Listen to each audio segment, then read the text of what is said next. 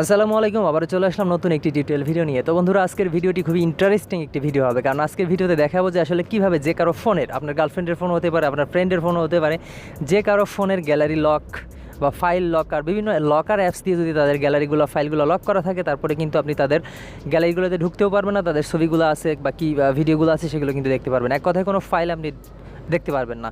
কিন্তু আজকে যে ট্রিক্সটা দেখাবো, সেই ট্রিক্সটার মাধ্যমে আপনি তাদের গ্যালারি লক করা যদিও থাকে, ফাইল যদিও লক করা থাকে, তারপরেও আপনি এই ট্রিক্সের মাধ্যমে তাদের সমস্ত ফাইলগুলো, সমস্ত ছবিগুলো আপনি দেখতে পারবেন অনায়াসে। তো চলুন শুরু করা যাক।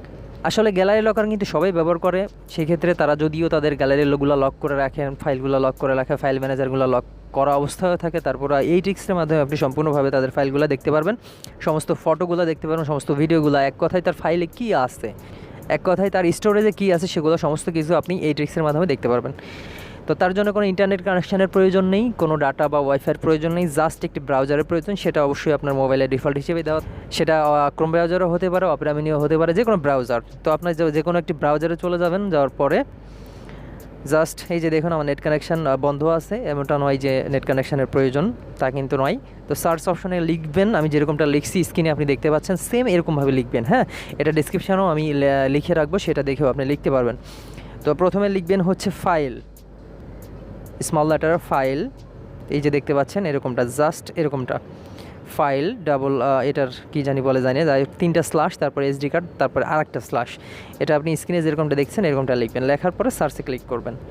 সার্চে ক্লিক করার সাথে সাথে এই যে দেখেন ইন্ডেক্স অফ এসডি কার্ডের সমস্ত ফাইলগুলো কিন্তু এখানে শো করছে, সমস্ত ফাইল ফোল্ডারগুলো এই যে দেখুন A to Z আপনি দেখতে পাচ্ছেন, ডেট ওয়াইজ একদম সুন্দর মতো, এবং সাইজগুলোও পাবেন এইখানে, এবং কোন ডেটে এটা মডিফাই করা, অর্থাৎ ফোল্ডারটা ক্রিয়েট করা, সমস্ত কিছু আপনি দেখতে পারবেন। তো সেটা দেখার জন্য আমি একটি প্রমাণসহ দিই, সেটা হচ্ছে DCIM-এ যদি ক্লিক করি, এই যে এখানে কিন্তু ফাইলের অভাব নেই, আপনি এখানে ব্যাকে ক্লিক করলে আবার ব্যাকে চলে যাবে, একটু জুম করে নেবেন, এখানে জুম হবে, সমস্যা নেই। DICM-এ যদি ক্লিক করি, এটা ক্যামেরা আছে, এখানে ক্যামেরা দিয়ে ছবি তোলাগুলো সেগুলো এখানে শো করবে, এবং লাস্ট কোন ডেটে বা কোন তারিখে ছবিগুলো তোলা ছিল সেগুলো কিন্তু এখানে শো করবে। এই যে ক্যামেরাতে আপাতত কোনো ছবি নাই, এটা আমার মোবাইল দিয়ে আপনাদেরকে দেখাচ্ছি। ইমোতে যদি ক্লিক করি, ইমোতে আপাতত কোনো ছবি নাই, এইখানে স্ক্রিনশট এটার দিকে না যাওয়াই ভালো। দেন আমরা চলে যাব অন্য একটি ফোল্ডারে, যেমন পিক্সেল ল্যাবে যদি ক্লিক করি, পিক্সেল ল্যাবে কিন্তু ফটোর অভাব নেই। এই যে দেখুন size, name, size, date modify, আসলে কোন ডেটে করা ছিল, সমস্ত ডিটেলস আপনি এখানে পেয়ে যাবেন। তার গ্যালারি যদিও লক থাকে, এই যে দেখুন পিক্সেল ল্যাবে এই ছবিটা পাওয়া গেছে।